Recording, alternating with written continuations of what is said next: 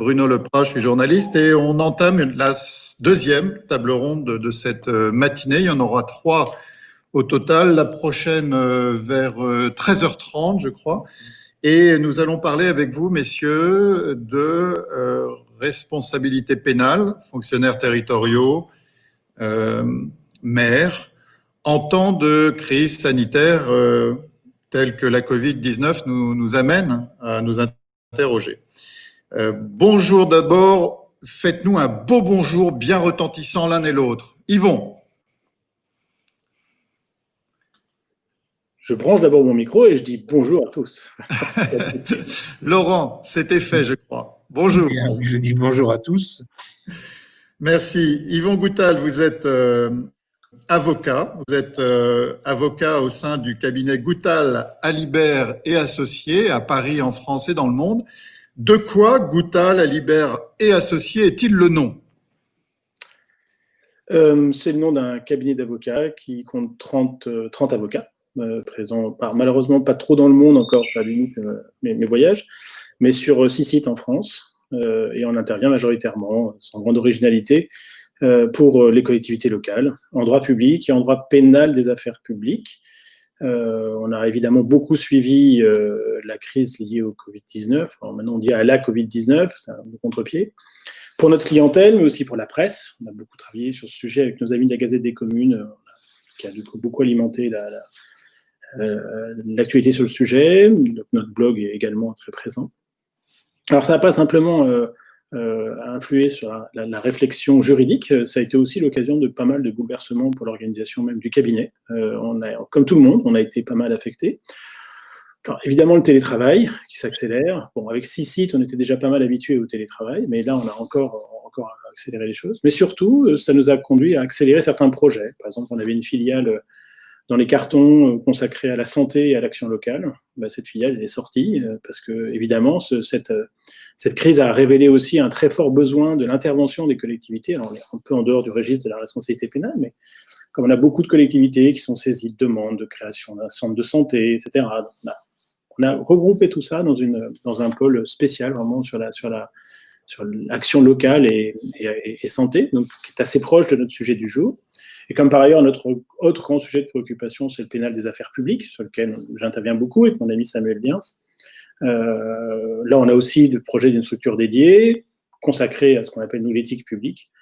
Et comme le thème de la journée est au carrefour de ces deux sujets qui sont essentiels pour nous, je suis particulièrement honoré et heureux, pour le dire simplement, d'y prendre part en si bonne compagnie. Cette période a été intense pour vous aussi, Laurent Fabre. Vous êtes magistrat à Rennes, président de la Chambre de l'instruction de la Cour d'appel de Rennes. Donc, comment avez-vous vécu avec vos collègues ces mois de confinement, de travail à domicile, de réflexion et d'anticipation ? Alors, à l'époque du premier confinement, je n'étais pas encore à Rennes, mais je présidais les assises à Nîmes. Cette période a été étonnante, pour dire les choses comme elles sont, avec dans le ministère de la Justice une absence assez forte d'anticipation, en dotation de matériel, en VPN qui ne fonctionnait que de 22h à 4h du matin. Le reste du temps, il était surchargé. Enfin, période un peu étonnante, mais qui a permis quand même d'assurer le minimum de fonctionnement, d'autant plus que cette période a fait suite immédiatement, là je parle pour la justice en général, à une autre période extrêmement pénible qui a été celle de la grève des avocats, avec diverses conséquences sur le fonctionnement, qui fait que la crise de la Covid, comme on dit, succédant à la grève des avocats, a laissé quelques difficultés. Pour situer votre parcours de façon très légère, vous avez, Laurent Fabre, une culture du monde territorial. Oui, j'ai été successivement, ça m'angoisse de parler ça me donne l'impression d'être vieux, mais j'ai été successivement avocat, puis contractuel dans différentes collectivités territoriales, et j'ai passé un concours et intégré la magistrature. Je vous rappelle à tous les deux, ainsi qu'à nos internautes, s'ils se sont égarés sur la toile, le thème de notre échange. Analyser le risque de responsabilité pénale des élus et fonctionnaires territoriaux face au Covid-19. Messieurs, Laurent Fabre, par exemple, sauriez-vous reformuler ce thème de table ronde en le problématisant? Alors, le reformuler, oui, la responsabilité pénale des élus et des décideurs locaux, c'est un peu, à mon sens, une tarte à la crème, c'est-à-dire que ça angoisse beaucoup les personnes, sans pour autant que ce soit, je parle sous le contrôle de Maître Goutal, un sujet extrêmement massif. Et on a peu de dossiers impliquant cela. Pour le cas particulier de la Covid, mais on en reparlera peut-être, comme l'ont dit les intervenants précédents, les collectivités territoriales sont intervenues en fait en second rang. Et j'ai pour ma part l'impression, et je toucherai peut-être de mots tout à l'heure, au vu des nombreux recours devant la Cour de justice de la République, que les problèmes de responsabilité concernent dans l'esprit des gens et sans doute dans la réalité davantage les décideurs nationaux, les ministres, le président de la République, pourquoi pas, davantage que les élus locaux qui sont apparus un peu en retrait dans cette affaire et qui ne seront concernés, à mon avis, le cas échéant en matière de responsabilité pénale, mais le cas très échéant que vis-à-vis de leur propre personnel ou d'éléments de cet ordre. Maître Goutal, de prime abord, sur ce que vient de dire Laurent Fabre et plus génériquement sur ce que vous avez compris du sujet tel que l'Observatoire voudrait l'aborder. Très simplement, je partage pleinement les propos du président Fabre. Hein. De manière générale, la responsabilité pénale des décideurs publics est quand même quelque chose d'assez modeste, hein, quantitativement, et quand je dis assez, je devrais dire très modeste. La question de la prévention est un autre sujet beaucoup plus intéressant. Et s'agissant spécifiquement de la Covid, voilà, j'ai vraiment envie de reprendre les mots de Jean-Paul II en 78, hein, n'ayez pas peur, vraiment, n'ayez pas peur. Comme c'est pas très laïque, et que qu'en ces temps troublés, je ne voudrais pas créer de confusion, je dirais plus simplement, on raisonne jamais bien quand on raisonne pénal, on raisonne jamais bien quand on essaie de se protéger pénalement, il faut être un acteur engagé plutôt au sens administratif pour bien se protéger pénalement. La peur est mauvaise conseillère, et là, il n'y a vraiment pas matière à paniquer pour les élus locaux. Enfin, les agents locaux d'ailleurs, plus largement. Laurent Fabre, 2-3 questions pour amorcer le chat et peut-être la réflexion d'Yvan Goutal également. Est-ce que la crise, de fait, a augmenté, d'après vos observations, les risques pénaux, potentiels ou réels, pour les décideurs territoriaux?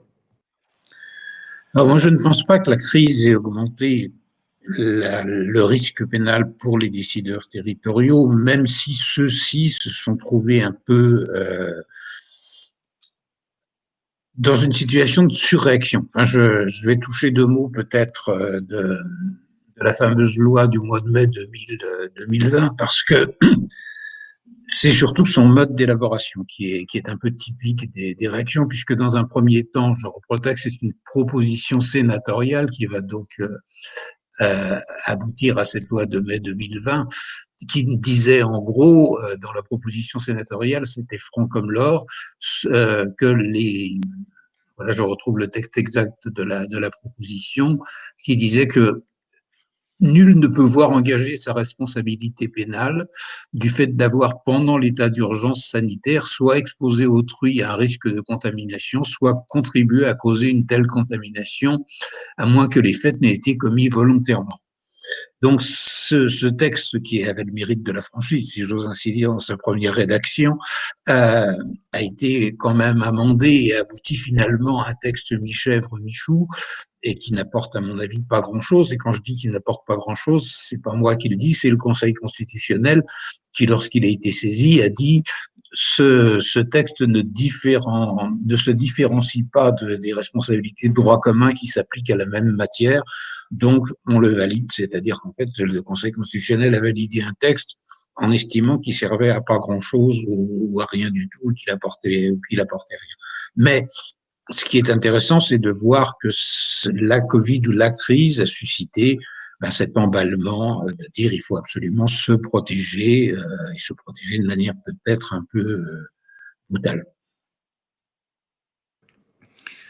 Je poursuis je prospère sur votre réponse. À quel titre, néanmoins, les décideurs, élus ou agents, pourraient être poursuivis ou pouvaient être à l'époque poursuivis? Alors, on revient là sur les textes applicables depuis déjà un certain temps, c'est-à-dire sur la loi Fauchon, qui prévoit effectivement une responsabilité pénale en cas d'imprudence pour l'auteur direct, que suffisance d'une imprudence pour l'auteur direct d'un dommage ayant causé des blessures ou la mort d'une personne. Alors, ça concerne le responsable direct de cette imprudence, et lorsqu'on vient au responsable indirect, il faut à ce moment-là que la personne qui n'a pas contribué directement au dommage, mais qui a créé la situation ayant permis la réalisation du dommage, je pense aux élus locaux, ait commis une faute grave ou violé de façon manifestement délibérée une obligation de prudence ou de sécurité prévue par la loi. C'est-à-dire un cadre relativement restrictif, cette loi ayant été votée dans ce sens, et à mon avis, là encore, pour remédier à un phénomène qui n'était pas d'une ampleur aussi considérable que ça. Enfin, je veux dire, c'est pas l'essentiel de l'activité des juridictions pénales. Survient cette loi de mai sur l'état d'urgence sanitaire. Vous en avez rappelé un élément de façon un peu ironique. Est-ce que vous pouvez nous redonner le contexte de cette loi? Est-ce qu'elle peut changer aussi sur l'incrimination de tel ou tel? Alors, cette loi ne changera pas grand-chose sur l'incrimination de tel ou tel. Peut-être qu'on y reviendra tout à l'heure, mais dans l'ensemble, la crise de la Covid a été gérée sur le mode un peu de l'urgence, même complètement de l'urgence, voire d'une espèce de surréaction au fur et à mesure que les événements se précipitaient. Enfin, je rentre pas dans le détail de la justice, mais vous parliez tout à l'heure avec les intervenants de la difficulté d'articuler les différents textes. Nous, on a été servis à ce niveau-là avec à peu près un texte qui remaniait un autre texte tous les matins à 8 heures, et en sachant que son espérance de vie n'excéderait pas la journée qui serait remplacée par un autre. Donc c'était un peu ça. Alors, je crois que tout le monde a eu très peur à la fois de la maladie et de ses conséquences, et tout le monde a eu très peur de savoir s'il avait fait ce qu'il fallait, en fait. Et donc c'est un peu dans ce sens que ces mesures ont été prises. On parlait tout à l'heure, quelqu'un parlait tout à l'heure de l'articulation entre la liberté et la sécurité. Là, on est dans l'articulation entre la nécessité d'assurer une sécurité, la nécessité d'assurer un minimum de continuité de la vie. On a une petite réflexion sur le chat qui vient irriguer nos échanges. Il y a déjà la loi du 13 mai 1996 et celle du 10 juillet 2000. Sous-entendu, fallait-il cette loi de mai? Est-ce que je comprends? Attendez, j'ai un problème de son là. Pardonnez-moi, est-ce que je comprenais bien l'internaute? Il y avait déjà deux lois pour poser le cadre? Oui. Oui, il y avait déjà deux lois, et la loi de mai 2020 apparaît comme totalement superflue, en fait, et un peu dans une loi un peu réflexe, si vous voyez ce que je veux dire. Et d'ailleurs, moi, je reprends bêtement ce qu'en a dit le Conseil constitutionnel, qui en gros a dit que dans la mesure où cette loi ne diffère pas de celle de droit commun s'appliquant à la même matière, pour toute personne ayant commis un fait susceptible de commettre une faute pénale, dans la situation ayant justifié l'état d'urgence, elle ne méconnaît pas le principe d'égalité devant la loi pénale. Donc le Conseil constitutionnel, en substance, si je traduis en français, dit puisque ça sert à rien, allons-y. Encombrons la machine à fabriquer de la loi. Sur l'aspect plus personnel, psychologique ou politique, est-ce que, Laurent Fabre, vous dites qu'on a là des responsables qui individuellement veulent se couvrir et finalement n'ont que l'obsession ultérieure de ne pas être incriminés? Alors, non, je ne dirais pas que les responsables ont cette obsession de se couvrir. Je pense qu'il y a, et je me tourne vers Maître Goutal, je pense qu'il y a effectivement mais depuis longtemps, une espèce de peur de se retrouver dans une affaire pénale ce qui est toujours extrêmement désagréable, ce qui est toujours extrêmement long, ce qui est toujours extrêmement pénible de se retrouver devant un juge d'instruction, soit comme témoin assisté, soit comme mis en examen. C'est quelque chose que je souhaite à personne, incontestablement. Mais du coup, alors même que ça ne concerne quand même que c'est une activité, comme je le disais, extrêmement marginale. Moi, j'ai fait le recensement au début de semaine sur la cour d'appel de Rennes, qui est une vaste cour d'appel.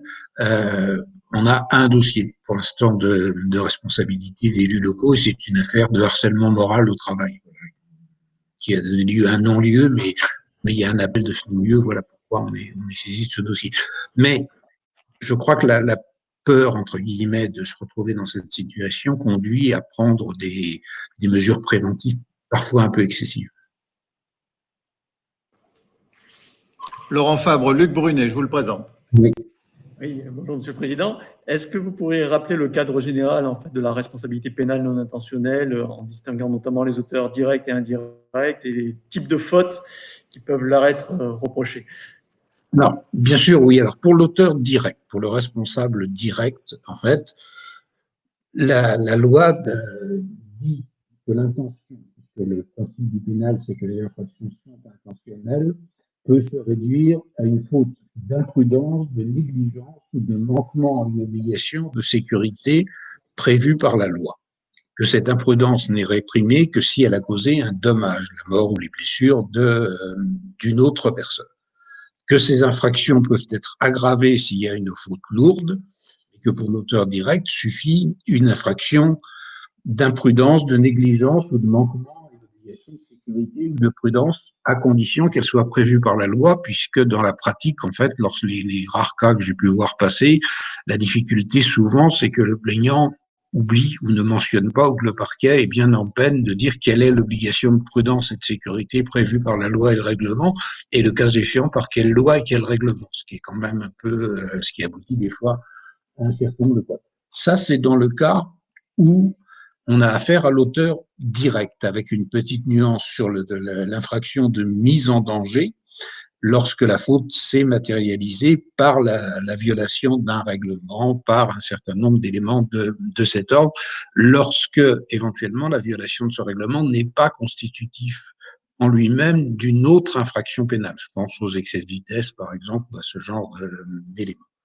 Pour ce qui est de l'auteur indirect, puisque le texte, en fait, vient davantage d'une réflexion sur les auteurs indirects, puisqu'il y avait une tendance jurisprudentielle pendant un moment où quelques exemples où des élus locaux s'étaient retrouvés incriminés comme auteurs indirects, mais principalement pour des histoires de responsabilité pécuniaire, puisque si vous faites condamner le lampiste, la question est de connaître sa solvabilité, alors qu'une collectivité ou un maire sont parfois plus assurés ou assurables ou aptes à indemniser la victime.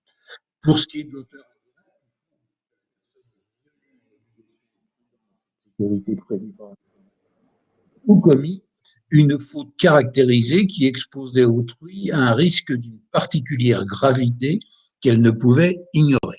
Donc le texte est en lui-même suffisamment, à mon sens, restrictif pour faire que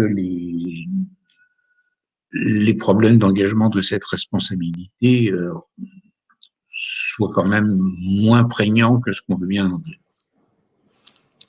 Laurent Fabre, projetez bien votre voix en direction de l'écran, on vous entendra encore mieux. Oui. On a beaucoup parlé des craintes donc, des ministres quant à une mise en cause devant la CJR, la Cour de justice de la République. Alors, où en est-on? Que va-t-il se passer? Qu'est-ce qui est déjà engagé? Et peut-être juste avant, permettez-moi cette question, on a beaucoup parlé de la CJR sur ces derniers mois. Quand est-ce que par le passé, par les années précédentes, on a eu une telle intensité, un tel buzz autour de cette instance? Alors, la Cour de justice de la République, le paradoxe, c'est que c'est une institution qui, déjà nos deux précédents présidents de la République, François Hollande et le précédent et l'actuel, ont dit qu'il fallait supprimer cette institution. c'est quand même tout à fait intéressant de voir qu'elle revient, si j'ose dire, au premier plan, alors qu'il était plutôt question de la supprimer. Alors, c'est une institution un peu bizarre, la Cour de justice de la République, puisque ça a été conçu et fait pour juger les ministres qui auraient commis des infractions pénales dans le cadre de leurs fonctions. Alors, c'est une institution un peu particulière, puisqu'il y a une procédure un peu compliquée avec une analyse des requêtes, avec une espèce de filtre avant toute saisine de la Cour de justice de la République. Et ensuite, c'est lorsque les affaires viennent devant la Cour de justice de la République, la formation de jugement est composée de 12 parlementaires, 6 députés, 6 sénateurs et 3 magistrats professionnels qui sont issus de la Cour de cassation. Alors, je ne sais pas si on mettra fin à la Cour de justice de la République un jour. Je ne sais pas du tout comment les choses vont se passer. Maintenant qu'elle est saisie du fait de la crise du Covid, ça va être encore plus difficile de la supprimer parce que ça apparaîtrait comme une sorte d'auto-amnistie qui est jamais bien perçue. Mais le paradoxe, c'est que les premières affaires qu'elle a eu à juger, c'était celle du sang contaminé. Et qui a abouti d'ailleurs à des décisions qui ont conduit à la remise en cause, puisque vous vous souvenez ou vous vous souvenez pas que dans l'affaire du sang contaminé, il y a eu 3 personnes qui avaient été poursuivies. Il y avait Monsieur Fabius qui a été acquitté, Madame Dufoy qui a été acquittée, et Monsieur Hervé, le ministre de la Santé, qui a été condamné, mais dispensé de peine sur une motivation quand même extrêmement intéressante. La motivation en question étant que, au vu de l'opprobre qu'il avait subi du fait de sa mise en cause devant la Cour de justice de la République, il n'y avait pas de raison de lui infliger une peine supplémentaire, ce qui est quand même quelque chose de tout à fait intéressant pour un juriste, mais voilà. Et donc aujourd'hui, cette Cour de justice connaît, si j'ose dire, une deuxième jeunesse, puisque à ma connaissance, qui doit remonter au début de la semaine, il y a 72 plaintes qui sont en voie d'instruction à la Cour de justice de la République, ce qui d'ailleurs commence à poser des problèmes aux malheureux collègues. J'en connais bien 2 qui sont chargés de l'instruction de ces plaintes parce que ce qui apparaissait comme un truc un peu marginal dans leur activité devient un gros plein temps pour instruire les plaintes parce que nous avons ce réflexe qui est, pour en discuter des heures, de vouloir pénaliser les choses, c'est-à-dire qu'il ne suffit pas, c'était tout le paradoxe, Georgina Dufoy qui a bien posé la question en disant qu'elle se sentait responsable mais pas coupable, c'est-à-dire est-ce que il faut pénaliser et condamner les gens, les clouer au pilori, les condamner à des peines, ou est-ce que leur responsabilité, y compris politique, dans la gestion de cette crise, suffit? Voilà, c'est toute la nuance qu'il va y avoir entre les différents rapports parlementaires sur la gestion de la crise. Est-ce que ça a été bien fait ou pas? Ça, c'est un vaste débat. Et le côté, est-ce que les gens ont mis en danger ou commis des infractions ou sont à la cause du décès d'un certain nombre de personnes, et est-ce qu'il faut non seulement dire qu'ils n'ont pas bien fait leur boulot, mais trouver une infraction pénale derrière. C'est ce que va avoir à juger la Cour de justice de la République.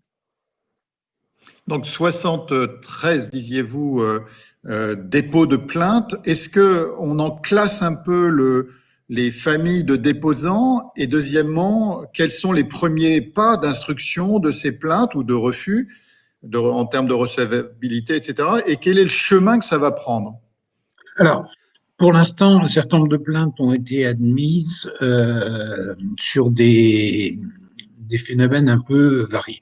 Il y a eu des plaintes reçues de gens, notamment, paradoxalement, il y a une élue locale qui a vu sa plainte retenue en soutenant qu'elle avait contacté le Covid puisqu'elle tenait un bureau de vote à l'occasion du premier tour des élections municipales dans des conditions qui n'étaient pas sanitairement parfaites. Ça fait partie des toutes premières plaintes qui ont été reçues, qui vont donc sur lesquelles le parquet a été saisi, qui vont être instruites.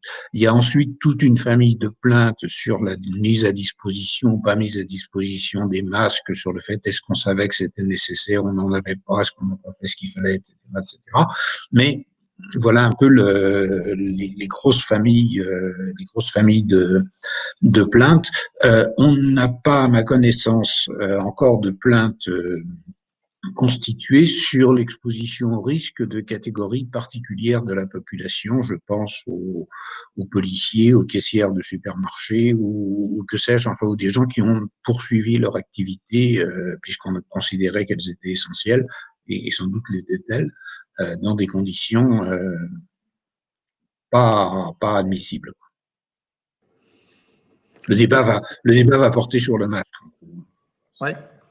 Laurent Fabre, pour finir, quel est le prochain moment où on entend parler dans la presse ou les médias plus spécialisés de la CJR? Est-ce qu'il y a un moment butoir, un moment cliqué qui doit se dessiner? Non, ça va être quelque chose de très long. Pour l'instant, il y a ces plaintes qui sont au stade de la commission d'admission ou d'instruction pour voir si elles sont recevables ou pas. Ensuite, elles seront transmises et instruites. Et à l'issue de l'instruction, peut-être y aura-t-il des personnes qui vont comparaître devant la Cour de justice de la République. Mais je pense pas qu'il faille attendre quelque chose de concret avant 4 ou 5 ans, quand on voit le temps qu'a pris l'instruction et le jugement de l'affaire du sang contaminé. Et quoi qu'il advienne, c'est là la perversité du système Cour de justice de la République. La majorité de parlementaires composant cette Cour de justice fait que de toute façon, leur décision sera considérée comme partiale, visant à couvrir les uns ou les autres, ou que sais-je encore. Est-ce que 73 dépôts de plainte, c'est beaucoup, compte tenu de l'ampleur phénoménale de cette crise et donc du nombre de personnes qui légitimement pourraient aussi penser, devoir, ou d'institutions qui pourraient légitimement souhaiter interpeller devant des tribunaux des ministres? Ça me semble énorme, personnellement, ça me semble énorme et ça me semble bien correspondre à cette évolution sociétale qu'on pourrait essayer de dater ou d'analyser, de dire, après tout, si les ministres ont mal géré la crise ou pas bien géré la crise ou pas fait ce qu'il fallait, la solution la plus raisonnable consisterait à voter pour d'autres, mais la volonté de traduire les gens au pénal est quelque chose qui devient maintenant beaucoup plus fort et je trouve que c'est quand même relativement énorme cette volonté d'aller au pénal, alors qu'il y a parallèlement du travail qui a été fait par les commissions d'enquête parlementaires, qu'elles soient sénatoriales ou à l'Assemblée nationale, qui ont mis en place un certain nombre d'éléments.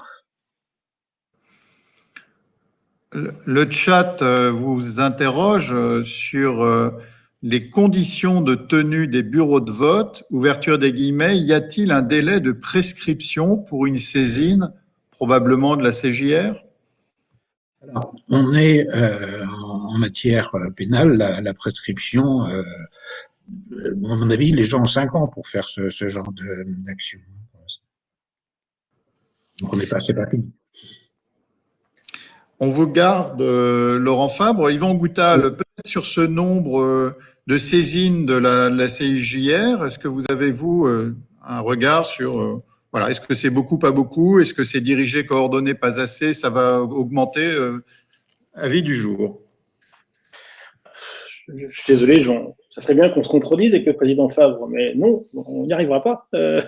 Non, je suis d'accord, c'est délirant. Enfin, 73 plaintes devant une juridiction comme la CJR, enfin, c'est bon. Cela dit, ça alimente vraiment ça illustre clairement le décalage qu'il peut y avoir en termes de perception, et le président Fabre a parlé tout à l'heure. Le risque de condamnation à l'issue de ces 73 procédures, on peut se le dire d'ores et déjà, il est quasiment nul. Quand on voit comment a été jugé le sang contaminé, je ne vais pas anticiper, il y a toujours un danger. On est déjà accusé d'être le pape, je ne vais pas finir en voyant ou en devin. Bon, mais objectivement, le risque pénal là-dessus il est extrêmement modeste. Quand on voit que Georgina Dufoy a été relaxée, bon, c'est... et pour des bonnes raisons. Je ne dis pas que Georgina Dufoy aurait dû être condamnée. Au regard du mécanisme des infractions pénales, j'aurai l'occasion d'en parler tout à l'heure, le risque de condamnation est extraordinairement faible. Que malgré tout, il y ait 73 plaintes montre bien qu'il y a un besoin de plainte plus qu'un besoin de justice pénale. Voilà. Et du coup, c'est ça qui crée peut-être le décalage. Quand on examine les statistiques dans les juridictions, comme l'a fait le président Fabre, quand on examine les jugements rendus, les condamnations ou les relax rendus, comme le fait Luc Brunet dans l'Observatoire et la SMAC plus généralement, on se dit, mais au fond, tout ça, c'est peanuts. Enfin, il n'y a rien. On parle de rien. Ce qui est intéressant, du point de vue des justiciables soumis à la juridiction pénale, c'est toutes les enquêtes qui ne vont jamais aboutir, même à la saisine d'un juge d'instruction. C'est-à-dire toute une enquête préliminaire douloureuse où on se retrouve convoqué 2 fois, 3 fois, devoir s'expliquer sur des faits qui datent de 3 ans, 4 ans, 5 ans, où on se sent personnellement mis en cause parce que les policiers, ils font ce qu'ils font. Leur métier, les gendarmes, leur métier, c'est pas d'être gentils, c'est pas de vous accueillir en partageant le thé et des biscuits, c'est de vous mettre en cause, d'essayer de voir s'il y a quelque chose. Du coup, la confrontation avec le système judiciaire est toujours extrêmement pénible. Donc le risque pénal, c'est surtout un risque de confrontation à la mécanique pénale. C'est surtout ça.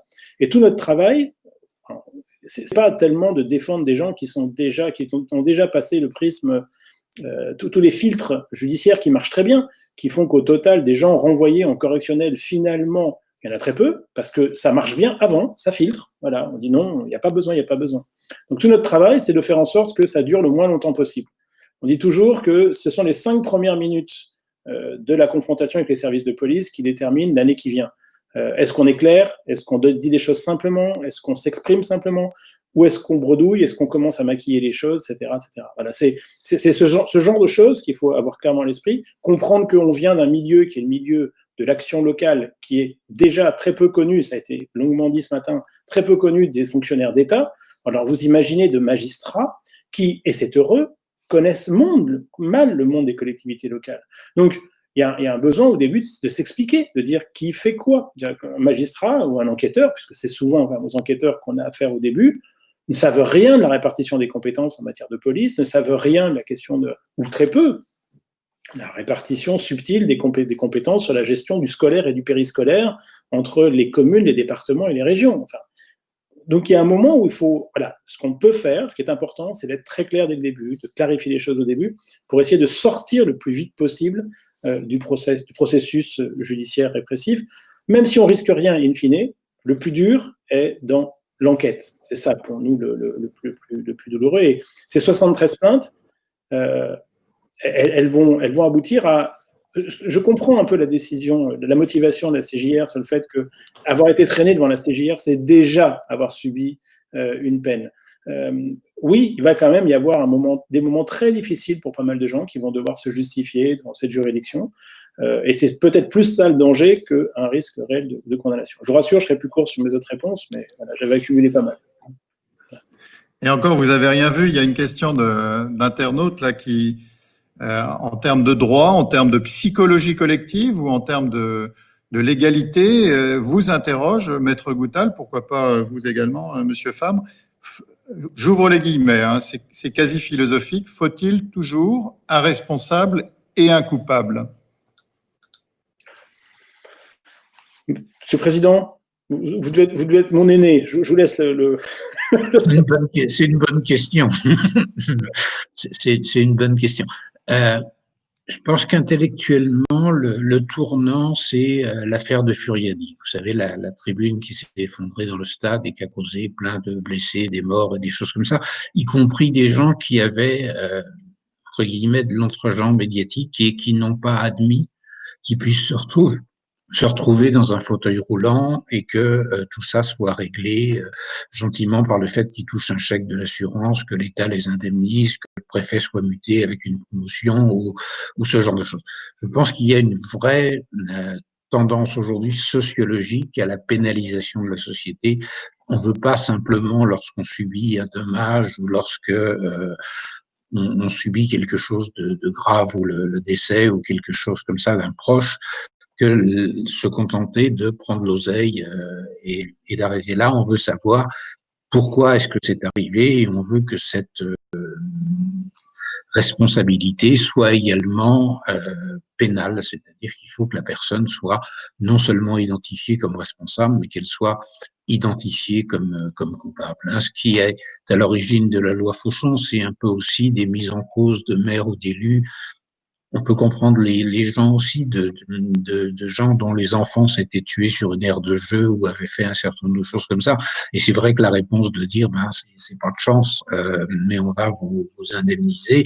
Le fait de dire pourquoi est-ce que ça n'a pas été bien fait, pourquoi est-ce qu'il y a quelque chose qui a pas, il y a quelque chose qui a pas fonctionné, en fait, et le quelque chose qui a pas fonctionné dans Floriani, la question c'était de savoir si c'était uniquement le mec qui avait mal serré les boulons, ou si effectivement on n'aurait pas dû ne pas autoriser les tribunes, etc., etc. Et on veut, aujourd'hui en tout cas, que ces gens soient déclarés coupables. Et pour ma part, c'est ce que nous plaidons très très souvent. C'est-à-dire qu'il n'y a pas nécessairement besoin d'un coupable dans toute affaire. L'idée qu'il y ait nécessairement un coupable au sens pénal du terme parce qu'il y a eu un dommage est une absurdité intellectuelle. C'est même nier la logique pénale. Il est vrai que pour l'instant, on vit dans un monde où les textes sont assez menaçants et leur mise en œuvre peut parfois être aussi. Je veux dire, je prends un exemple tout bête. Les homicides et blessures involontaires, ce dont nous parlons, fonctionnent à l'envers. C'est-à-dire qu'on part du constat d'un dommage, d'un accident, et c'est la gravité de ce dommage, la gravité de cet accident qui va déterminer la peine encourue. Le comportement de l'individu peut être le même, c'est la gravité de ce qui s'est passé, de ce qui est consécutif, qui va déterminer la peine encourue. Intellectuellement, c'est quand même intéressant, c'est-à-dire qu'on est plus coupable si votre victime a subi 2 mois d'ITT ou si elle a subi 6 mois d'ITT. Alors qu'objectivement, votre comportement a pu être rigoureusement le même. Le fait d'avoir 2 mois d'ITT, 6 mois d'ITT ou d'être décédé, ça dépend aussi de l'état de santé de la victime, ça dépend de plein de choses. Et pourtant, on voit bien que le processus pénal, la loi pénale est calculée pour aggraver votre sanction en fonction, non pas de ce que vous avez fait, mais en fonction des conséquences. C'est-à-dire qu'on part du dommage, du fait qu'il y a eu un mort, il faut donc que la peine soit lourde. Évidemment, quand on dit qu'il faut que la peine soit lourde, on a tendance à chercher un coupable. La loi elle-même a envisagé que cette mort ne peut pas exister. Donc oui, on part de mécanismes qui sont des mécanismes qui peuvent un peu tromper les esprits aussi, parce qu'ils partent de l'idée qu'un dommage pareil, sans coupable, ça serait quand même bizarre. Donc il y a une sorte de présomption inverse. Et pour être complet, j'ajoute qu'il y a même d'autres infractions dans lesquelles les mécanismes sont, de mon point de vue, appliqués avec un prisme qui n'est pas sain pour l'instant. En matière de favoritisme, une irrégularité administrative est perçue aujourd'hui comme un facteur de culpabilité pénale. Et c'est inacceptable. Vraiment, c'est un sujet sur lequel on a prévu de prendre la parole un peu avec Samuel Diens, parce que c'est pas acceptable. Ce mécanisme actuel qui veut que l'illégalité soit nécessairement coupable. En matière de favoritisme, en matière de conflit d'intérêts, le simple fait d'avoir des intérêts qui peuvent être apparemment en décalage suffit à être responsable pénalement. C'est pas sain, c'est pas acceptable et ça conduit à des comportements qui sont des comportements où on évite la sanction pénale au lieu d'essayer de faire son métier correctement et avec le plus grand sérieux. Donc oui, il ne devrait pas y avoir nécessairement de responsable ou de coupable dans toutes les affaires, mais malheureusement, il y a une attente actuelle de l'opinion publique et parfois relayée par les parquets, il faut bien le dire, qui est de dire, pardon, Monsieur le Président, on a un léger décalage, mais enfin, vous êtes magistrat instructeur, vous savez que parfois les parquetiers vont un peu loin, et c'est vrai que on voit parfois une tendance à dire il ne peut pas ne pas y avoir de coupable, on ne peut pas lâcher le morceau, il faut continuer. Et ça, c'est un peu regrettable, c'est un peu dommageable. Enfin, une nuance. Dans quelques instants, Maître Goutal, on va sous-peser les risques réels encourus par les agents au sens large, hein, les acteurs territoriaux, par type de fonction ou de compétence. Juste avant, responsabilité pénale, civile de la commune, de la personne. Vous sauriez nous réaiguiller ou nous conforter dans ce qu'on sait déjà ou ce qu'on a peut-être oublié? Oui, vous avez raison, c'est probablement le premier sujet. Et d'ailleurs, votre internaute, enfin le participant qui disait est-ce qu'il faut toujours un responsable, est-ce qu'il faut toujours un coupable, a visiblement déjà bien perçu la problématique. Il y a des questions qui sont des questions de responsabilité, on va dire au sens pécuniaire, avec une subdivision à faire entre la responsabilité de la commune et la responsabilité de l'agent. Agent public au sens large, qui inclut l'élu. Et puis, il y a un deuxième sujet qui est la question de la culpabilité, c'est-à-dire la responsabilité pénale, cette fois. Et les 3 questions, responsabilité civile individuelle de l'agent public, responsabilité administrative de la collectivité et responsabilité pénale, à propos des mêmes faits, fonctionnent selon des mécanismes juridiques différents. Et c'est ça toute la difficulté, c'est qu'on peut très bien se retrouver avec des combinaisons qui sont des déclinaisons un peu surprenantes. On peut avoir responsabilité administrative sans faute pénale, et depuis toujours en administratif, alors qu'en civil, on savait qu'il y avait, depuis 1920, il y avait une jurisprudence qui assure un lien entre la responsabilité pénale et la responsabilité civile. En administratif, ça n'a jamais été le cas. On peut avoir une responsabilité administrative sans faute pénale. On peut avoir une responsabilité pénale d'un élu ou d'un agent sans responsabilité civile personnelle. C'est parfaitement envisageable, dès lors que la faute peut être qualifiée de faute de service. Donc voilà, cette difficulté elle vient du fait que chaque sous-secteur a sa propre définition, son propre mécanisme. On peut peut-être rapidement les passer en revue. La question de la responsabilité personnelle de l'agent public, qui est quand même, il faut bien le dire, le véritable enjeu, le véritable souci le plus souvent. Être obligé de réparer les conséquences civiles d'un homicide ou d'une blessure involontaire, c'est infiniment plus douloureux et plus lourd pour l'intéressé que la sanction pénale qu'il encourt, qui sera le plus souvent de l'ordre du sursis ou d'une peine d'amende très modique. Donc la responsabilité personnelle, c'est généralement l'enjeu le plus fort. Mais là, disons-le tout net, en matière de Covid, j'ai beau essayer de faire des cauchemars, j'ai beau essayer de chercher là où il pourrait y avoir un danger, l'hypothèse d'une responsabilité civile personnelle d'élu ou d'agent en raison de cette maladie, franchement, je n'y crois guère. Pour une raison simple, c'est qu'on est en train de parler de faits qui seront probablement de toute façon commis pendant le service. On ne parle pas de faits en dehors du service, on parle de faits commis pendant le service. Et que pendant le service, sur des acteurs qui seront de toute façon pas directement impliqués, on va parler de quoi? On va parler des 3 limites classiques. Il faut donc, pour qu'il n'y ait pas faute de service, mais faute personnelle de l'agent ou de l'élu, soit un mobile personnel de l'élu. Franchement, la probabilité en matière de Covid-19, je le mentionne, mais je ne vois pas comment ça peut fonctionner. L'hypothèse de l'excès, classique, c'est la drogue, l'alcool, etc. Encore une fois, quel est le lien avec la Covid? Il n'y a pas de lien possible. Donc la seule cas théoriquement envisageable, c'est celui de la faute inexcusable par sa gravité extrême. Là, ça se discute théoriquement. On pourrait concevoir la faute d'une gravité extrême, inexcusable. Bon, je sais pas, le maire qui déciderait demain d'imposer aux agents d'échanger leurs masques régulièrement afin d'assurer une meilleure propagation du virus. Je sais pas. Enfin, sauf acte limite qui exposerait plus un risque psychiatrique qu'un risque de responsabilité pénale. Je vois pas très bien comment on pourrait avoir une faute très très grave de ce point de vue. Et d'une certaine manière, ça c'est un premier point que je voudrais souligner. L'incertitude scientifique nous sert. C'est-à-dire que depuis le début de cette crise, ce qu'on voit, c'est que personne ne sait grosso modo ce qu'il faut faire. Il y a des évolutions en permanence, on découvre le virus, les traitements, les mesures prophylactiques adaptées. Et cette incertitude, elle nous arrange parce qu'il est très difficile aujourd'hui de dire avec certitude ce qu'il ne fallait pas faire il y a quelques mois, il y a quelques semaines. Donc, aller qualifier une faute inexcusable alors qu'aujourd'hui, personne encore ne sait très bien de quoi il s'agit. S'agissant de la responsabilité administrative de la commune, il y a évidemment également une problématique de faute, mais je voudrais là commencer à insister, parce que ça sera le sujet majeur, sur les 2 autres maillons de la responsabilité. Le préjudice et surtout le lien de causalité. Avant d'engager la responsabilité de la commune, il va falloir établir les 2. Sur le préjudice, je suis désolé d'être un peu cynique, mais il faut bien le dire, cette crise provoque de manière macro des dommages terribles. Mais de manière individuelle, en général, elle n'est pas invalidante. Elle va se traduire par soit une période de maladie identifiée pour quelques jours, pour une période, quelques jours, quelques semaines, soit par un décès. Et il faut bien le dire, d'un strict point de vue de l'évaluation du préjudice, ce ne sont pas des domaines qui créent un énorme risque. Pourquoi? Parce que le préjudice subi par un défunt est nul, c'est sa famille qui va éventuellement pouvoir agir. Donc les risques d'action par la famille sont déjà plus modestes. Et puis surtout parce que la mortalité liée au Covid est très faible et qu'en réalité, c'est surtout des interruptions temporaires, ce sont des gens qui sont malades, mais temporairement, et qui sont très rarement invalides. Donc on n'est pas en train de parler d'un préjudice à l'identique de ce que peut provoquer un accident du travail, par exemple, avec une perte de mobilité d'un jeune adulte. Là, ça crée des préjudices beaucoup plus lourds, avec beaucoup plus d'acteurs, d'assurances notamment, qui sont désireux de faire valoir leurs droits en étant subrogés. Donc, le préjudice va guère se prêter aux actions en indemnité, et puis surtout, on va avoir un énorme problème de lien de causalité. Enfin, les requérants vont avoir un énorme problème de lien de causalité, puisque je rappelle que ça, tous les juristes qui sont là le savent, il faut un préjudice, il faut une faute, puis il faut un lien de causalité entre les 2. Et là, le problème majeur, au civil, en administratif ou encore en pénal, ça sera celui du lien de causalité. Où avez-vous attrapé le virus?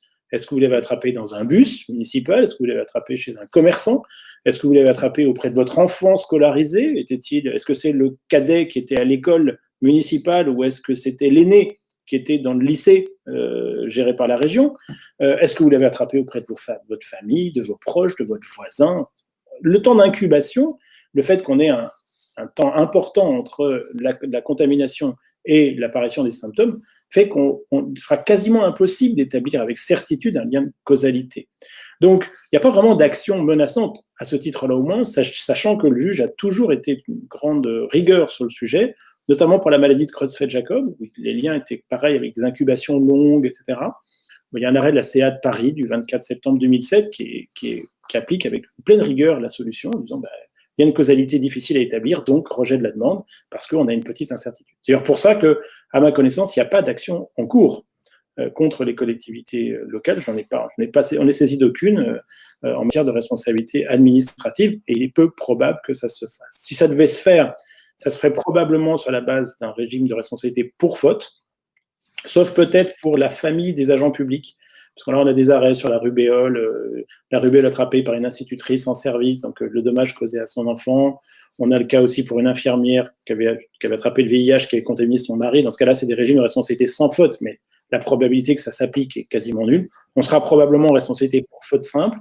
Là, c'est l'activité de réglementation des produits sanguins. On revient à cette hypothèse, à cette jurisprudence qui a beaucoup fait avancer. Vous avez un arrêt du Conseil d'État de 93 sur le sujet qui, en matière de pouvoir de police sanitaire, applique un régime de faute simple, ce qui va poser une question centrale qui sera encore celle du gain de causalité entre la fameuse faute et le dommage. Puis enfin, il y a la responsabilité pénale qui s'appréciera en appliquant les critères que Monsieur le Président Fabre vous a décrits. On a, Yvon Goutal, 3 champs ou 3 secteurs où les risques encourus par des décideurs locaux sont réels, potentiels, vous le disiez, surtout. Les pouvoirs de police, le maire également comme gestionnaire d'équipement et le maire ou la collectivité comme employeur. Illustration pour chacune de ces catégories et sous-pesage du risque. Vous avez raison, donc il y a 3 catégories, il y a 3 types de champs d'action des élus et des agents qui peuvent être matière à débat. On va commencer peut-être par les pouvoirs de police. Je rappelle le principe qu'a déjà exposé le président Fabre, c'est qu'on va apprécier la responsabilité des élus in concreto. C'est le sens des textes, c'est qu'ils se contentent d'ailleurs de reprendre la jurisprudence antérieure, notamment l'affaire des termes de Barbotan sur le sujet était très explicite, en rappelant notamment qu'on apprécie la négligence, la maladresse, la négligence surtout, c'est ça notre sujet, au regard des pouvoirs et moyens que l'agent, l'élu, tenait de la réglementation. Je cite l'arrêt des termes de Barbotan. Dans notre cas, d'une certaine manière, l'ordonnance du 17 avril 2020, Ville de Sceaux, elle est providentielle. Elle a plein d'inconvénients par ailleurs, mais elle nous rend service d'une certaine manière, puisqu'elle dit clairement, en matière de police, le maire est sur un strapontin, loin derrière. C'est pas sa compétence. C'est une police d'État, et donc la probabilité pour qu'on vienne chercher les élus là-dessus au titre de la police est à la mesure de l'implication que leur a donnée le Conseil d'État. Rester dehors, c'est pas bien. Moi, c'est ce qui me conduit d'ailleurs à critiquer un petit peu cette jurisprudence. Je ne vais pas m'ajouter au concert de critiques à son sujet. Honnêtement, elle était très prévisible, c'est pas vraiment très surprenant. Ce qui m'embête toujours un peu dans ce courant jurisprudentiel du Conseil d'État, qui s'appliquait déjà en matière d'installation classée, etc., qu'ils disent les élus locaux sont en dehors du champ, n'ont aucune compétence, à la limite, ça ne me dérange pas. L'articulation entre police spéciale et police générale, c'est un sujet complexe, qui est plusieurs acteurs, la vieille phrase sur il vaut mieux un mauvais général que 2 bons généraux, c'est ça au fond qui fonde cette jurisprudence. Il ne faut pas intervenir à 50 dans ces matières. Ce qui m'embête plus, c'est qu'à chaque fois, il y a une petite phrase qui dit, et là pour l'ordonnance du 17 avril 2020, c'est le maire n'est pas compétent, à moins que des raisons impérieuses, liées à des circonstances locales, rendent les arrêtés indispensables. Alors, il faut choisir. Il y a un moment où on nous dit, vous êtes compétent ou vous n'êtes pas compétent. Le fait de rajouter ce levier en disant les raisons impérieuses qui rendraient l'action indispensable, ça, on ne le saura jamais qu'après coup. Et ça conduit à laisser les maires dans une situation de relative incertitude, en disant, est-ce que je ne devrais pas agir finalement? Est-ce que je n'ai pas l'obligation de prendre des mesures? Donc, voilà, c'est un peu dommage. Évidemment, je ferai un sort un peu différent aux maires qui prennent des mesures délibérément illégales, en le sachant parfaitement, en disant « je vais réouvrir tel ou tel commerce » pour des raisons qui n'ont rien à voir avec la police, qui sont liées à l'égalité entre les commerces ou à la liberté du commerce et de l'industrie. Je comprends parfaitement leur motivation, c'est un acte politique, j'ai eu l'occasion d'en exprimer dans la Gazette. La solution était évidente juridiquement, ils l'ont fait politiquement, c'est l'endroit le plus strict. Juridiquement, quand même, en termes de responsabilité pénale, là, on est en train de franchir une marche. C'est-à-dire qu'on est en train de prendre un acte qui est délibérément un acte contraire à la règle en matière sanitaire. S'il advenait, mais c'est théorique, parce qu'on aura toujours un problème de lien de causalité, s'il advenait que ce soit une mesure prise par un maire contre la police sanitaire qui soit de nature à entraîner un Covid, alors pourquoi pas envisager une responsabilité. Il y a une différence entre les deux. Vouloir renforcer les mesures, Île-de-Sceaux, c'était sans danger. Vouloir les alléger et aller à l'encontre de la police sanitaire, c'est peut-être un peu plus dangereux. Mais encore une fois, n'ayez pas peur. Maintenant, on est vraiment dans des domaines un peu théoriques. Le maire gestionnaire d'équipements publics, c'est le deuxième thème. Alors, encore une fois, ce qui va être notre souci, là, c'est plus la fréquence, parce que, enfin, on a un peu plus de soucis de fréquence, parce que, oui, on a quand même pas mal d'équipements qui fonctionnent, de services à la population qui fonctionnent, et il faut se poser la question à chaque fois de savoir comment on les fait fonctionner sans s'exposer. Notre chance, c'est que, comme l'a expliqué le président Fabre, il faut une faute caractérisée ou la violation d'une règle particulière de sécurité pour se retrouver en situation de faute. À supposer encore qu'on établisse le lien de causalité, ce qui va être quasiment la preuve impossible, donc diabolique. Le seul conseil qu'on pourrait donner aux élus, c'est pour le coup de ne pas violer délibérément des règles de sécurité. Voilà, ça, ce serait pas prudent d'un point de vue pénal. Au moins, ça pourrait vous exposer à des plaintes, au moins. Et au fait qu'il y aura une petite instruction. Et avant qu'on arrive au constat qu'il n'y a pas de lien de causalité, vous aurez passé un mauvais quart d'heure pendant une période d'instruction. Le vrai souci pour moi, c'est pas tant les kamikazes qui décideraient de prendre des mesures délibérément contraires à ce qui est prescrit, c'est plutôt la problématique de l'évolution des contraintes et de l'évolution des consignes sanitaires. Faut bien dire, on en a tous marre, quoi. C'est-à-dire qu'on est tous fatigués à force de ces évolutions permanentes. C'est finalement, on déconfine pas, même pour le 15 décembre prochain, on ne sait pas ce qu'on va faire, on va encore affiner le dispositif. Le danger, ça serait qu'à un moment, un élu, des agents baissent les bras, disent ok, on s'en moque, on va plus s'adapter, on va être plus simple. C'est ça. La contrainte peut-être, c'est de rester vigilant sur le sujet. Et puis de garder à l'esprit que si on n'est pas en état d'ouvrir un équipement en respectant les consignes, juridiquement, il faut fermer. Voilà, c'est ça la conséquence. C'est parfois pas simple, mais c'est ça à faire. Encore faudra-t-il se poser la question de savoir si la fermeture n'a pas des conséquences plus lourdes, éventuellement en termes de responsabilité. Ne pas assurer tel ou tel service à la population, ça pourrait en fait créer un risque d'homicide et blessures involontaires encore plus fort. Encore une fois, l'argument massu, c'est le lien de causalité. Franchement, il y a guère de risque de ce point de vue-là. Dernier secteur, c'est le maire employeur. Alors j'entends bien, Luc Brunet nous a rassuré de ce point de vue sur le risque, la réalité du risque sur le sujet, mais statistique. Mais en revanche, les plaintes d'agents mécontents ou de syndicats chargés structurellement de protéger les agents qui seraient exposés à des conditions sanitaires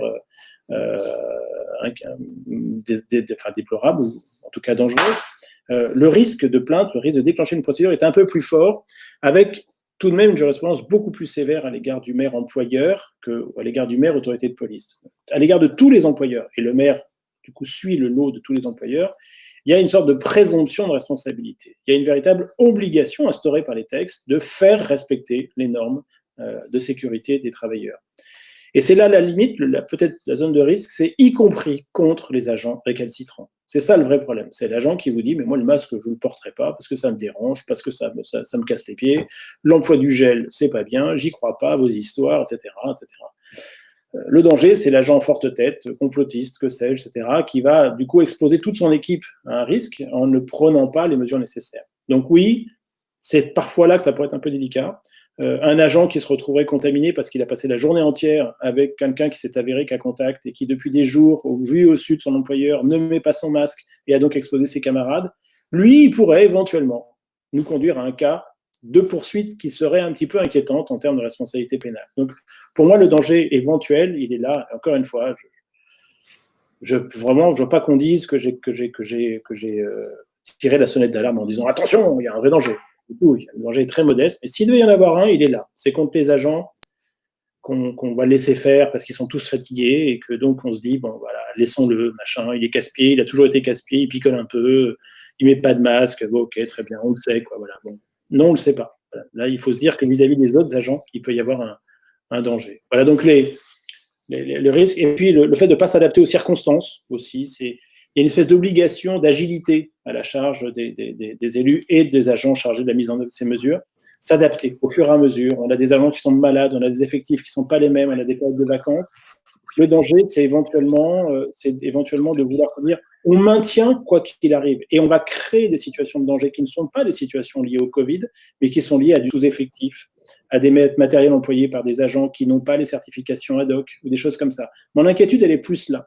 C'est qu'on a des agents qui ne vont pas venir, on a des effectifs qui sont réduits, et on oublie qu'avec ces effectifs-là, on ne peut pas faire tourner tel ou tel service. Et là, il peut y avoir un petit risque pour les collectivités si jamais un accident survient. Je ne parle pas de la Covid, mais d'un accident qui résulterait de circonstances dégradées de fonctionnement. Voilà, j'ai essayé d'être rapide sur les 3 volets. Maître Goutal et Président Fabre, on déduit quoi de ce panorama ? Est-ce que pour autant, d'ailleurs, il n'y a pas d'autres zones de criticité pénale auxquelles doivent être attentifs nos internautes ? Je vous signale qu'on va basculer après sur le chat parce qu'il est en train de crépiter et pour info, nous sommes 112 en ligne. Voilà. On termine cette conversation. Président Fabre. Qu'est-ce que on peut rajouter ? Moi, je partage effectivement les propos de Maître Goutal sur le risque supérieur en matière de personnel. J'y ajoute peut-être un risque, parce que c'est ce qu'on voit le plus souvent arriver en termes de plaintes, sur éventuellement des plaintes qui seraient liées à des discriminations du style de ces mois qu'on a envoyé ramasser la centrale nucléaire de Tchernobyl à main nue ou je sais pas quoi et parle à un autre collègue ou que sais-je encore. Je pense que c'est plutôt ça qui risquerait d'avoir des implications pénales. Il y a eu plusieurs actions syndicales qui pour l'instant n'ont pas été au pénal en dehors des collectivités territoriales et c'est peut-être là-dessus que les choses risquent. Il y a un mini-risque, mais je me tiens là encore que c'est un risque faible. Oui, je partage pleinement. J'ajouterais juste pour compléter le tableau éventuellement le favoritisme pour les marchés qu'on a passés en catastrophe, voilà, des choses comme ça. Quand on parlait de la guerre, la course au masque, etc. Voilà, il ne faut pas se retrouver à prendre des risques un peu excessifs là-dessus qui pourraient nous retomber sur le museau après, à avoir acheté n'importe quoi à n'importe qui, à n'importe quel tarif et sans mise en concurrence. Alors j'entends bien qu'il y a des dispositions législatives qui sont censées aussi avoir allégé le dispositif. Voilà. Mais encore une fois, vraiment, le message global, c'est ne raisonnez pas pénal. Et ça serait vraiment dommage et ça serait vraiment créer du risque là où il y en a pas. Vraiment. Luc, que dit notre panel ? Alors le chat est très actif avec des réflexions et des questions très intéressantes et qui renverse un peu la problématique parce que Yvon Goutal, vous souligniez tout à l'heure qu'en fait le risque c'était qu'un agent ne porte pas le masque, se foute des règles sanitaires et quid de la responsabilité du maire. Et la question est inversée ici sur le chat, c'est plutôt de dire quid quand les élus ne portent pas le masque, nous on est subordonnés, voilà, on peut rien faire. Quid quand si on n'a pas les masques à disposition, si on n'a pas les règles sanitaires, si les règles sanitaires ne sont pas respectées dans notre collectivité, est-ce que c'est pas constitutif d'une faute inexcusable de l'employeur ? Est-ce que ça peut pas engager la responsabilité de l'employeur ? Et puis il y a une question aussi qui est liée au devoir d'obéissance. Imaginons qu'un maire décide de l'ouverture d'un établissement alors que les règles sanitaires ne le permettent pas. Ordre manifestement illégal, est-ce que le fonctionnaire rentre dans le cadre du devoir de désobéissance, la possibilité de désobéissance? J'imagine que c'est à moi. Je vous la laisse. Alors, il y a plein de questions, c'est foisonnant, on va essayer d'y répondre classiquement. D'abord, la responsabilité pénale est assez généreuse. S'applique la théorie de l'équivalence des conditions. Donc, si on a un agent qui se comporte très mal, qui diffuse, tel le Larousse, son savoir à tout vent en mettant pas de masque et qui postillonne sur tous ses collègues, oui, celui-là, éventuellement, pourra être poursuivi en disant mais vous m'avez exposé à un danger délibérément en le sachant, etc. Mais ça n'interdit pas qu'il y ait parallèlement responsabilité du maire employeur qui, sachant cela, n'a pas pris les mesures nécessaires et a, à sa place, contribué à l'accident. La jurisprudence sur le sujet est très claire. Il peut y avoir plusieurs co-auteurs de l'infraction de ce point de vue-là. On ne cherche pas celui qui a principalement causé, ça serait la causalité adéquate, on cherche tous ceux qui ont, par leur abstention ou leur action, contribué au préjudice, enfin au dommage. Donc, c'est pas parce qu'on a identifié un agent qui se comporte mal que le maire est exonéré. Le maire doit faire tout le nécessaire pour essayer, le maire, les chefs d'équipe, etc. Ce qui pose un autre sujet passionnant que je n'ai pas vu dans les questions, qui est la question des délégations, puisqu'a priori, c'est le maire qui répond de tout, et qu'en matière, il n'y a pas de délégation, et souvent, il n'y a pas de délégations qui ont été prises pour faire face spécifiquement à la question du Covid. Donc, il est très probable que ce soit les questions pour lesquelles le maire soit personnellement concerné, avec assez peu de délégations potentielles aux adjoints et ou aux agents. Mais ça, c'est un sujet qui mérite. On est saisi de pas mal de questions comme ça dans les collectivités qui essaient de s'organiser en conséquence pour tenir compte de cette situation. Reparlons de la question du coup des agents qui se retrouvent exposés à cette situation de danger. Plutôt que le devoir de désobéissance, je penserais d'abord éventuellement au droit de retrait, qui est un sujet dont on est plus souvent saisi.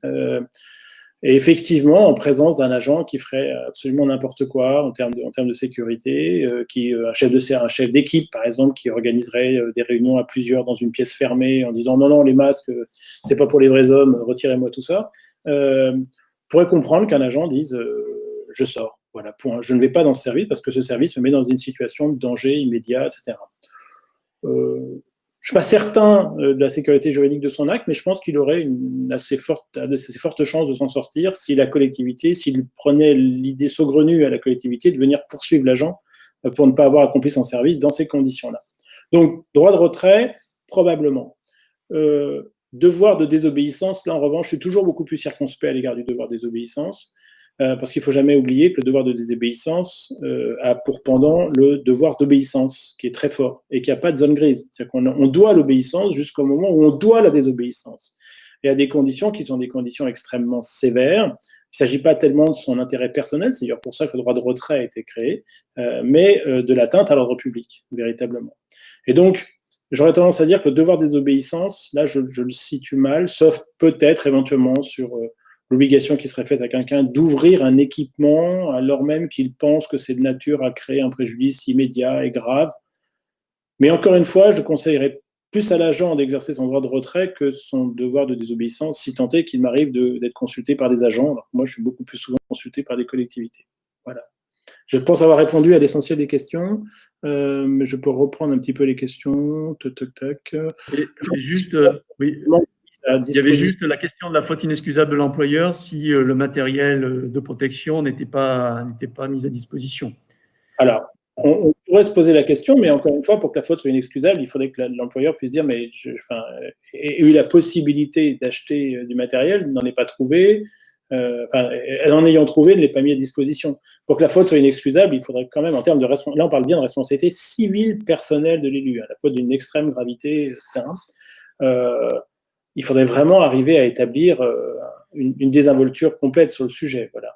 Après, oui, on l'a dit, on parle bien de la zone éventuelle à risque, c'est celle du maire employeur, donc le maire qui, délibérément, sachant qu'il est en train de violer une règle de sécurité, décide de maintenir coûte que coûte un service, ou le fonctionnement d'un service, ou un accueil à la population, alors qu'il n'est pas en état de fournir des garanties suffisantes aux agents. Alors, le masque, le matériel de protection est une réponse, sachant qu'il peut y avoir d'autres réponses. On peut avoir un espacement maximal, on peut créer des lieux de ventilation.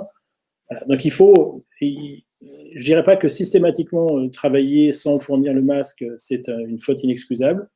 On commence à rentrer dans les zones de danger, surtout en période de deuxième, je suis moins optimiste, de deuxième confinement, de deuxième vague,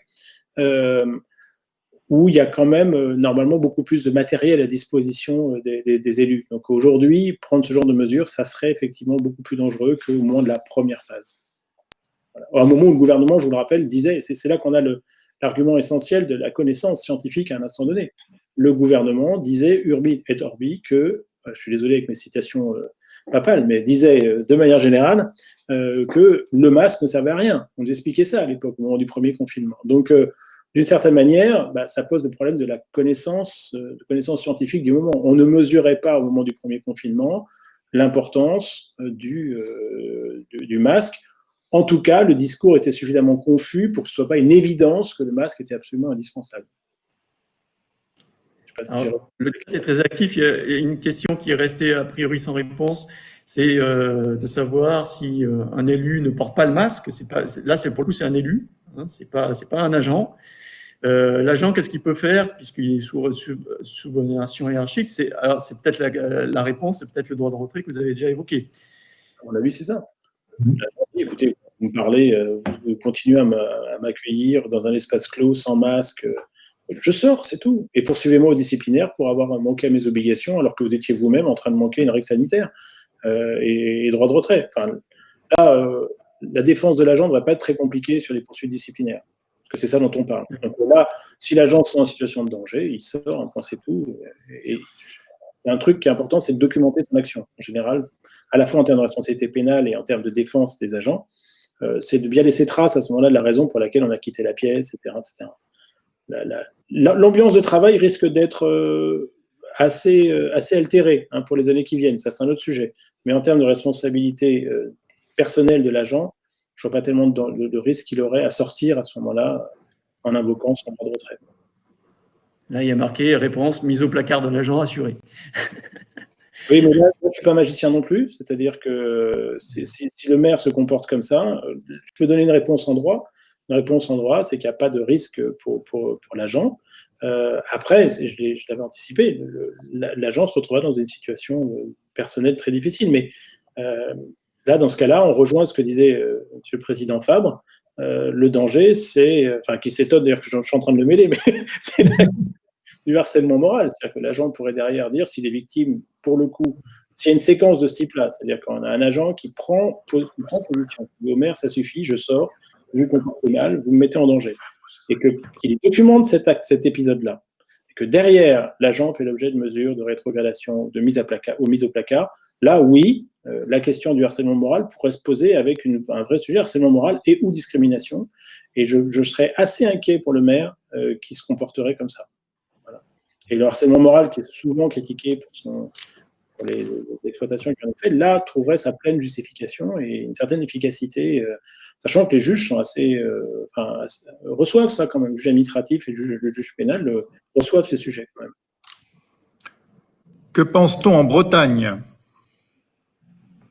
La même chose. La même chose, non, c'est vrai que la vraie question, si on reste dans le strict champ du pénal, si vous voulez, c'est la violation délibérée d'une obligation de prudence et de sécurité. Et là arrivera la question laquelle, puisqu'elles ont quand même pas mal évolué tout au long de la crise. Et c'est vrai qu'il faudrait se situer au jour et à l'heure quasiment du fait incriminé pour savoir s'il y avait une violation d'une obligation de violence et de sécurité, comment et par qui elle avait été prévue. Effectivement, les masques, les gestes barrières, les gels, les machins sont arrivés où les recommandations sont arrivées un peu au compte-gouttes et de manière un peu parfois contradictoire. Messieurs, j'ai beaucoup de ressources. Le chat, Luc Brunet, Cécile Charrier qui est en train de caler une vidéo de Philippe Laurent à nouveau, mais juste avant, 2 questions issues du chat sélectionnées par Luc. Alors oui, deux questions. Une question cas concret qui est posé par une collectivité. Les chauffeurs du bus nous font souvent remonter qu'ils ont toutes les peines du monde à faire respecter le port du masque dans le bus. Quid en cas, quelle est la responsabilité? Qui a la responsabilité? Et puis il y a une question également sur les délégations de pouvoir. Est-ce que c'est possible? Comment ça s'articule les délégations de pouvoir et la gestion des pouvoirs de police et de la crise sanitaire? Maître Goutal. Je vais peut-être commencer par les chauffeurs de bus. Alors, la question a été introduisait une subtilité en plus, je crois, dans le chat. En plus, le plus souvent, c'est en délégation. C'est pas en régie directe, donc ce ne sont même pas les agents de la collectivité. Pour moi, ce qui est très clair dans ces cas-là, la première chose, c'est qu'il ne faut pas baisser les bras. C'est-à-dire que le danger, c'est que la collectivité s'autocensure, soit comme autorité concédante, soit comme organisatrice des transports, et reste silencieuse sur le sujet. Je pense que quand on est au courant d'une mesure comme ça, on attend, et c'est toujours pareil en matière de responsabilité, notamment pénale, c'est qu'avez-vous fait au moment où vous étiez informé? Est-ce que vous êtes adapté? Est-ce que vous avez cherché à réagir aux circonstances nouvelles? Donc pour moi, ça nécessite au moins un rappel, une campagne de la part de la collectivité qui doit rappeler à tous les usagers le règlement, l'obligation de porter les masques, etc. Donc au moins venir accompagner les chauffeurs, qu'on soit en concédant ou en organisateur, pour rappeler par un affichage adapté sur les bus, partout, que le port du masque est obligatoire et qu'il est une condition d'accès au bus. S'il fait ça, le maire, concédant ou organisateur, est dans un premier temps toujours en train de répondre à l'obligation qui est la sienne, qui n'est pas celle de porter le masque ou de faire porter le masque avec une matraque dans les bus, mais d'essayer de faire ce qu'il peut. Et la première chose qu'il peut faire, c'est de rappeler que ce n'est pas le chauffeur de bus qui demande quelque chose, c'est la réglementation qu'il impose et que le maire est derrière le chauffeur de bus et l'appuie. C'est la première chose, il me semble. C'est pas magique, mais ça permet de... Chacun fait son boulot à sa place. La deuxième chose, éventuellement, une sorte de gradation, c'est de dire, mais si jamais le défaut de port de masque continue, atteint des proportions inquiétantes, etc. La deuxième étape, ce serait le même affichage en disant, mais en fait, on ne s'est pas compris. Si les incivilités continuent, qui ne sont pas des incivilités, mais des infractions, pour employer un terme littéral, infraction à la fois à la réglementation et au règlement d'utilisation du service, je vais interrompre le service. Il y a un moment où je ne pourrais pas maintenir ça. Donc, que le maire hausse le ton encore pour dire, mais voilà ce qu'il faut faire. Et puis après, on risque, une fois qu'on a mis ces deux mesures en place, on risque d'avoir des agents, des conducteurs de bus qui vont dire simplement droit de retrait, qui vont dire, moi, il y a 2-3 personnes qui montent dans ce bus et qui sont sans masque, je les ai rappelés à l'ordre, ils ne veulent pas, je pose mon bus et je m'en vais. C'est tout, droit de retrait, j'arrête. C'est tout. Et dans ce cas-là, le maire doit rappeler ça, enfin pour préparer ça, le maire doit rappeler ça aux conducteurs de bus, leur dire qu'il est avec eux, leur dire qu'il les soutient dans cette démarche-là, et que le cas échéant, si les gens se sentent en situation de danger parce que les usagers ne respectent pas les règles sur le sujet, il est concevable qu'un conducteur considère que la balance entre son risque personnel et le service le conduise à devoir quitter le service. J'entends bien que ça peut provoquer des organisations très lourdes, mais ne rien faire, ça serait ça le danger. C'est-à-dire que le maire ne fasse rien, étant au courant de remontées de ce type-là, ne fasse rien, c'est ça qui me paraîtrait problématique. 2, il faut toujours agir, il faut bouger. Dans ces cas-là, il faut montrer qu'on a cherché à agir. Quand le juge pénal vous interroge derrière, il faut pouvoir lui dire, mais qu'est-ce que je pouvais faire de plus à un moment, et entre tout et rien, il y a souvent des petites mesures comme ça qu'on est censé prendre et qui, a posteriori, montrent une volonté d'agir et qui peut effectivement convaincre 2, 3, 4 personnes à la marge, et ça suffira peut-être à assainir le fonctionnement du service. J'ai dit le maire tout le temps volontairement pour passer à la deuxième question, qui est la question des délégations. Si l'idée c'est de faire une délégation responsabilité pénale en matière de Covid en disant je désigne le 4e adjoint pour être responsable de tout en matière de Covid, je pense que le président Fabre me suivra en disant que cette délégation a fort peu de chances de produire une quelconque efficacité juridique. En revanche, l'idée c'est quoi? C'est de dire toute compétence décisionnelle suppose une organisation de la prise de décision. Et il n'y a rien de choquant à ce que le maire dise à son adjoint chargé des relations des ressources humaines, à tel directeur des ressources humaines, il faut choisir, il ne faut pas des doubles délégations, sinon elles se privent d'effets les unes les autres. Rien n'interdit que le maire désigne quelqu'un, lui disant, voilà, je vous charge d'être vigilant sur ces questions-là, de me faire remonter toutes les informations nécessaires, et de prendre les arrêtés, si c'est un adjoint, de me préparer les arrêtés correspondants. Si c'est un directeur de service, prendre les mesures qui relèvent de votre compétence, enfin, qui relèvent du champ de votre action, prendre les mesures d'organisation des services qui permettront de faire face, imposer le port du masque, prendre les directives, prendre les circulaires qui vont bien. Rien n'interdit à un maire de prendre cette mesure de délégation de compétences. Et ça va déjà permettre de mieux répondre administrativement aux soucis, parce qu'il y aura quelqu'un qui se sentira impliqué, et c'est d'abord la priorité. Et c'est ce que va regarder le juge pénal, d'ailleurs, le jour venu, c'est qu'il va dire, est-ce que cette délégation elle a été consentie? Parce qu'on peut parler de la triple condition, d'effectivité, des moyens, etc. Mais la réalité, moi, ce que je ressens dans la jurisprudence pénale, c'est que le juge vérifie que la délégation n'est pas une délégation de responsabilité, mais véritablement une délégation de compétence. Est-ce que j'ai vraiment cherché à donner à quelqu'un les moyens d'agir efficacement? Est-ce que cette délégation correspond à un objectif d'optimisation de l'action publique? Et si c'est le cas, alors, de manière assez magique, elle produira des effets au pénal. Parce qu'elle permettra de dire, oui, il y a bien quelqu'un qui a été en charge de ces questions-là, en charge, par exemple, de la sécurité des usagers, qui n'est pas nécessairement le même que celui qui a la sécurité des agents. Voilà, donc des délégations pensées, réfléchies sur le sujet, c'est ce qu'on fait régulièrement pour assurer un fonctionnement plus efficace des services. Et un fonctionnement plus efficace des services, c'est la meilleure réponse au juge pénal, le cas échéant, pour lui dire, mais j'ai cherché à être efficace, donc je n'ai pas été négligent. J'ai fait ce qui m'incombait à un instant donné.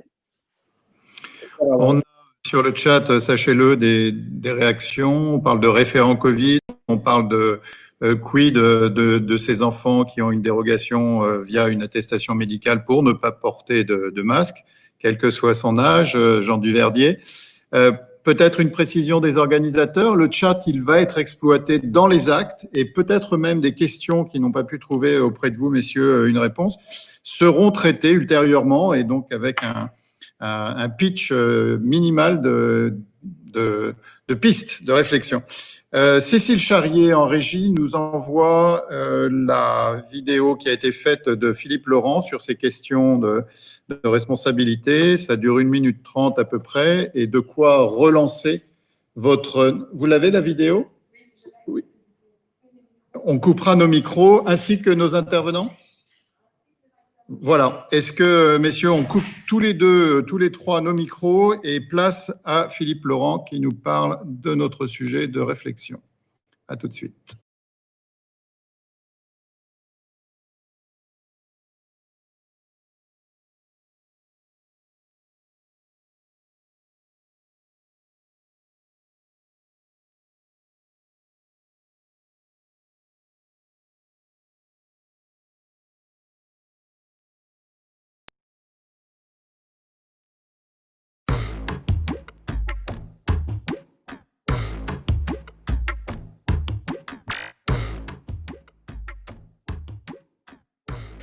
Bon, je ne pense pas que ce soit un sujet plus important aujourd'hui qu'il y a quelques années. Vous savez qu'il y a eu des textes qui sont venus donc préciser la responsabilité pénale et il faut, pour la faire jouer, il faut vraiment qu'il y ait eu une négligence avérée et une négligence presque dans l'intention de nuire. C'est assez rare en général. Quand vous êtes maire, c'est quand même pas votre rôle principal et c'est pas non plus votre volonté. Donc, en ce qui me concerne, en ce qui concerne beaucoup de mes collègues que je peux côtoyer, y compris d'ailleurs à l'Association des maires de France, c'est pas quand même une préoccupation majeure, honnêtement. On sait que ça existe, on sait que c'est une forme de, comment dirais-je, enfin c'est une contrainte dans la fonction. J'allais dire une menace, mais c'est pas une menace parce qu'on ne se sent pas véritablement menacé par cela. Alors naturellement, s'il devait y avoir une juridiciarisation beaucoup plus développée de la vie locale, etc., bon, ça pourrait à un moment donné poser une difficulté. Mais très, très honnêtement, c'est quand même pas le cas.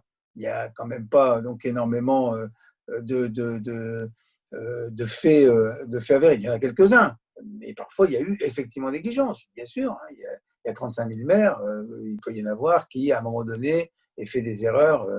Bon, c'est comme ça. Mais non, je pense, pour ma part, je pense que ce n'est pas une menace très importante. Il y a une attitude à l'égard de toute personne détenant un peu d'autorité, une attitude qui est devenue très négative et même très agressive de la part d'un certain nombre de nos concitoyens. Pas une majorité, hein, mais enfin, il suffit qu'il y en ait quelques-uns et ça peut vous pourrir la vie. Donc ça s'exprime, comme chacun sait, beaucoup par les réseaux sociaux, etc. Moi-même aussi, mais très, très honnêtement, je ne le regarde pas, donc je ne sais pas. Parfois on me dit, mais moi, à titre personnel, je ne regarde pas, donc ça ne me touche pas. Mais ça s'exprime aussi, et ça c'est un peu plus inquiétant, parfois par des actes. Hein, et c'est donc les agressions, donc plusieurs centaines par an dont sont victimes un certain nombre de mes collègues. En ce qui me concerne, ça ne m'est pas arrivé, mais Il y a quand même un certain nombre de mes collègues où ça a été le cas, et c'est allé très loin, puisque nous avons même déploré le décès d'un de nos collègues l'année dernière. Donc, il y a cette tension dans la société qui est générale, qui n'est pas du fait simplement de la relation avec le maire, mais qui est une tension générale, mais qui a des conséquences aussi sur le maire.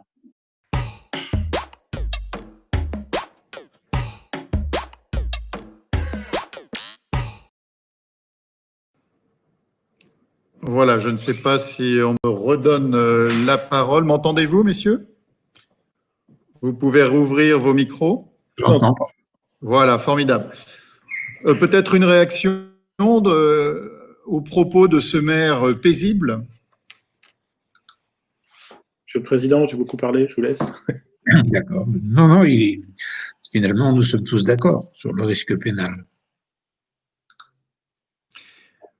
Est-ce qu'on termine? Oui, pardonnez-moi. Je dis sur les agressions sur les maires, c'est effectivement Ouais. quelque chose qui a fait couler pas mal d'encre, mais qui est plutôt dans un phénomène plus général, qui touche à la fois toutes les personnes ayant une part d'autorité, également sur le fait qu'il y a peut-être un développement des violences plus général. Alors, reprise de nos échanges à 13h30, je le dis à nos 115 internautes. On termine avec un abécédaire, messieurs, que je vous propose. Si on devait explorer, utiliser, développer 7 mots-clés de cette question de la responsabilité pénale, on se projette sur 2021, 7 mots-clés, on démarre par la lettre A, on va jusqu'à la lettre Z. Quels seraient les lettres ou les mots, plus précisément, les concepts ou les mots du quotidien que vous auriez envie de mettre en valeur? Je vous en propose 3. Allez, 3. Qui démarre? Monsieur le Président. Alors, le mot caractérise la situation, moi je dirais panique. D'une part, dans la gestion de paix. Panique. Parce que c'est un peu la façon dont on a géré la crise, c'est un peu ce qu'on ressent aujourd'hui, c'est un peu... voilà, j'ai l'impression que la panique étant toujours mauvaise conseillère, c'est un peu dans ces termes-là que les choses se sont parfois malheureusement un peu posées. On va dire que c'est un mot 2020 et non pas 2021. Yvan Gouttal, quel serait le mot que vous avez envie de porter à nos esprits? Et le chat et nos internautes peuvent bien sûr contribuer à cet abécédaire. Alors, il n'est pas bien joli, mais il est en A, c'est l'avantage, c'est adaptabilité. Voilà. Je pense que c'est vraiment à la fois pour la Covid, mais aussi plus largement pour l'action locale. C'est un vrai mantra, quoi, vraiment être l'adaptabilité. J'aurais pu choisir S pour souplesse. Hein, et c'est peut-être ce qui fait, justement, j'entendais ce matin les propos parfois assez véhéments sur l'opposition entre administration d'État et administration locale. Une des grandes forces de l'administration locale, c'est son adaptabilité, sa capacité à réagir vite, à modifier le service, à modifier les conditions de fonctionnement. C'est très précieux. Ce que les derniers mois ont montré, c'est ça, en matière de l'impossibilité quasiment d'aboutir à des grandes règles nationales, par exemple pour les écoles.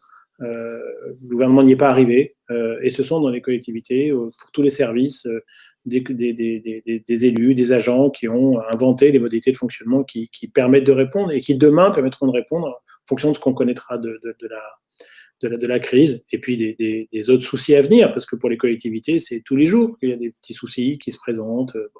Donc pour moi, adaptabilité, c'est vraiment à la fois la grande force des collectivités locales et un impératif face à la crise.